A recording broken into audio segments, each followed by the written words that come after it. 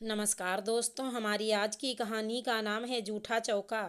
Rinki college के लिए निकलने ही वाली थी कि एक सौंधी सी महक ने उसे रोक लिया। ये खुशबू तो गर्मा गर्म बड़े तलने की है, लग रहा है माँ बड़े बना रही हैं। झट से रसोई में पहुँच एक बड़े पर उसने तुरंत ही हाथ साफ कर लिया और दो तीन बड़े उसने टिफिन में रख लिए।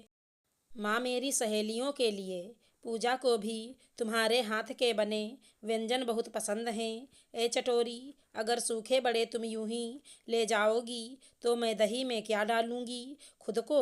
माँ ने झूठ मूठ नाराज होते हुए कहा। उन्हें पता है उनकी लाडली सूखे बड़े व कड़ी में डालने से पहले की पकौड़ी जब तक ना खाए तब तक वह व्यंजन पूरी तरह बनते नहीं हैं। जब रिंकी चली गई तो गायत्री जी की आंखों से आंसू छलक उठे। वे अपने पति निरंजन जी से बोलीं, क्या होगा जब मेरी यह लाडली 2 महीने बाद शादी होकर चली जाएगी। ये घर फिर कितना सूना हो जाएगा। कह उनकी रुलाई छूट गई। क्यों दुखी हो रही हो? बहुत अच्छा घर परिवार मिला है हमारी बिटिया को। राज करेगी हमारी बेटी, तुम देखना। 2 महीने बाद रिंकी अपने पीछे अपनी यादें छोड़ नए परिवार में प्रवेश कर गई। मगर सब कुछ कहाँ एक सा होता है। मायके और ससुराल में कुछ ना कुछ। 3 महीने हो गए थे शादी को। तभी एक दिन सुबह सुबह बेल बजी। रिंकी ने दरवाज़ा खोला तो उसकी बुआ सास खड़ी थी। तुरंत पाँव छुए व उन्हें आदरपूर्वक बैठक में बैठाया। तब तक उसकी सास शीला जी भी आ गईं। अरे जीजी, बहुत खला आपका ना आना शादी में। हाँ भाभी, इसीलिए मैं जैसे ही फुर्सत हुई आ गई बहू रानी से मिलने। अब कुछ दिन रहेंगी ना यहाँ? हाँ हाँ बिल्कुल, 1 हफ्ते रुक कर जाऊँगी। चलिए हाथ मुँह धो लीजिए, तब तक चाय नाश्ते का इंतज़ाम करती हूँ। शीला जी ने रिंकी से कहा।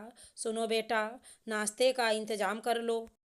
पोहा व गर्मा गर्म पकौड़े बना लो। रिंकी झटपट नाश्ता बनाने में जुट गई। एक तरफ पोहा छौंका व दूसरी तरफ पकौड़े का घोल तैयार कर दिया।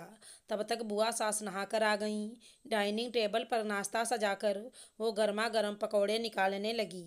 उसके सास ससुरपति व बुआ जी चारों गर्मा गर्म नाश्ते का आनंद ले रहे थे। रिंकी की नज़र गर्मा गर्म पकौड़े पर पड़ी। जैसे एक पकौड़ा उसी को बुला रहा था।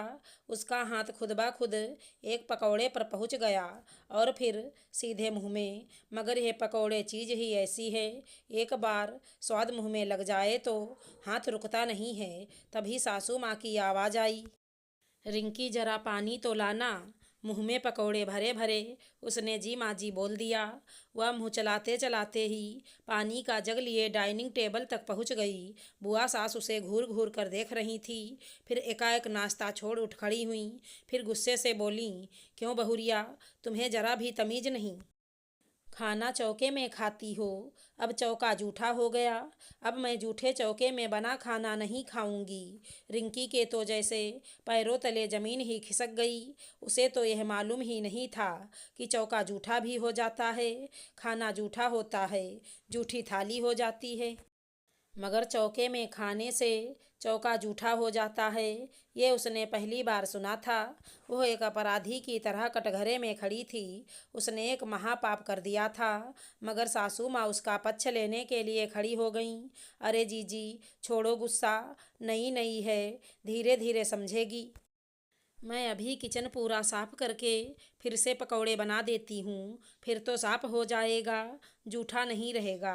रिंकी बेटा, यह लो, तुम तब तक पकौड़े खाओ, मैं किचन साफ कर देती हूँ। नहीं मम्मी, मैं आपके साथ किचन साफ करती हूँ, वह आगे से ध्यान रखूँगी। किचन में खड़े होकर खाना नहीं खाना है, उसने रुआसी होते हुए कहा। अरे कुछ नहीं, ये बुआ जी थोड़ा पुराने ख्यालों की हैं। हम सब थोड़ा बहुत कभी न कभी कुछ चखने के लिए मुंह में डाल ही लेते हैं किचन में, तो क्या उससे पूरा किचन जूठा हो जाता है? नहीं, किचन जूठा नहीं होता। रिंकी को आज उसे सासू माँ में अपनी माँ का अक्स दिखने लगा। उसे लगा उसकी आगे की ज़िंदगी बहुत खुशहाल होने वाली है। आशा करती हूँ हमारी कहानी अच्छी लगी होगी। धन्यवाद दोस्तों।